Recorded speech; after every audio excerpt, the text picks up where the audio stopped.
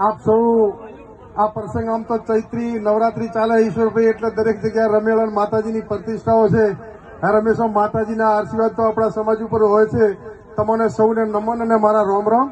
આપ સૌ બહોળી સંખ્યામાં બેઠા છો. તમારા સૌના દર્શન કરવાનો મોકો મળ્યો.